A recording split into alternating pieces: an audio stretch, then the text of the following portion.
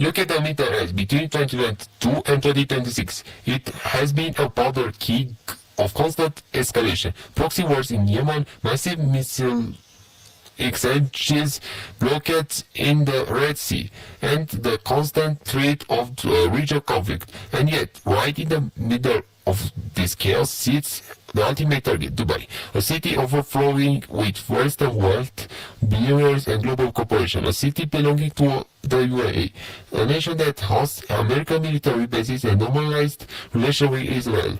By all conventional military logic, Dubai should have been ground zero for Iranian retaliation, but not a single Iranian missile has touched it. The media will tell you it's because of air defense itself or diplomatic treat.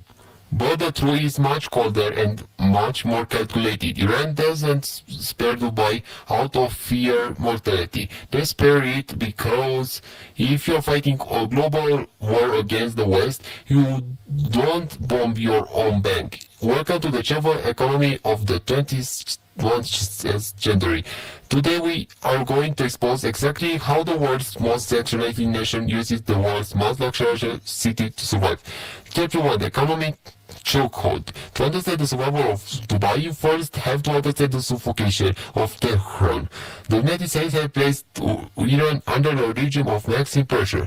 These are the most aggressive financial sanctions ever deployed in human history. Technically, Iran has had out of the global economy. They are banned from the SWIFT banking system. They cannot trade in US dollars. If any international bank does business with Iran, the US government will crush that bank with billions in fines. For a normal country, this means total economic collapse, but Iran isn't a normal country.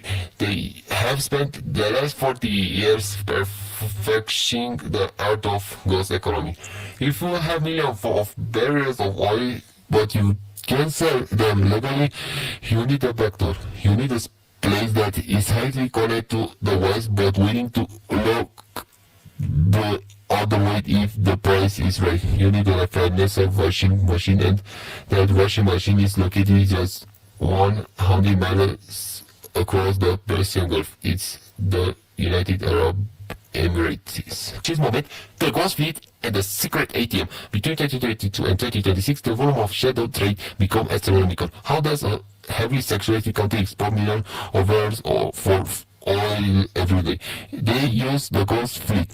Hundreds of aging uninsured oil tankers that turn off their GPS exploitation, relaying themselves in the middle of the ocean, and transfer Iranian crude oil ship to ship in the dead of night.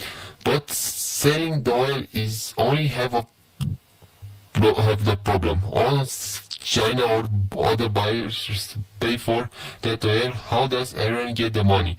They give word to Tehran. This is where Dubai comes untouchable. The billions of dollars generated by this growth fleet are flooded into thousands of front companies based right in Dubai's free trade zones. On paper, these companies sell electronics, agriculture, goods, or real estate. In reality, they are money laundering funds operated by networks tied to the Islamic Revolutionary Guard Corps. They take the dirty oil money, wash it through the Dubai real estate market, convert it to clean currency, and then use it to buy the best microchips, drones, and technology that the Iranian military desperately needs. If Iran bombs Dubai, they destroy the exact infrastructure that keeps their economy and their military alive. Chapter 3. The 2022 Warning. A masterclass in precision. If you want proof of this strategy, you only need to look at what happening in January 2022. The Houthis in Yemen, heavily armed and directed by Iran, launched a series of unprecedented drone and missile attacks deep into the UAE. It sends shockwaves through the global markets, but looks very closely at the targets. They hit oil facilities at the airport in Abu Dhabi. They completely ignored Dubai. This wasn't an accident, this was a surgical geopolitical message. I hope Dubai is the political capital of UAE. It holds the oil, wealth, and makes the national security decisions. Dubai is the commercial and financial capital. Iran was sending a clear threat. We can bypass your multi-billion-dollar air defenses, we can hit your capital. But they deliberately kept the fire away from Dubai, because burning down your own secret ATM is bad business. It was a masterclass in strategic leverage. Chapter 4.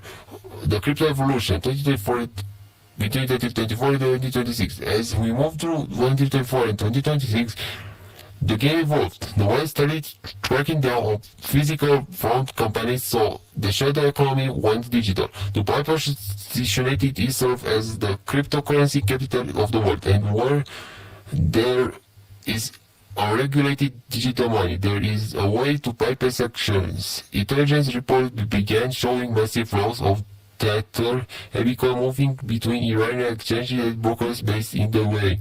Iran didn't just use Dubai to wash physical cash anymore. They use it to move digital money instantly across borders, while the politicians threatened each other with nuclear annihilation of television, their financial networks for quietly executing billions in transition of the blockchain. This is the concept of strategic patience. You don't strike your enemy just because you are angry. You wait. You exploit your systems. You use their own capitalist greed to fund your resistance. Out of the reality of modern conflict, the media wants you to believe that geopolitics is a simple game of good guys versus bad guys. They want you to think it's driven by religion or ideology, but the reality is much darker. Modern world is a massive corporate enterprise. As long as the United Arab Emirates remains the financial backdoor for sexuality money, Dubai will remain the safest city in the Middle East, not because of its armies, but because of its utility. If you want to understand the true mechanics of global power, the things they don't teach you on the new hit the subscribe button. The world is changing fast. Don't get left behind playing by the old rules.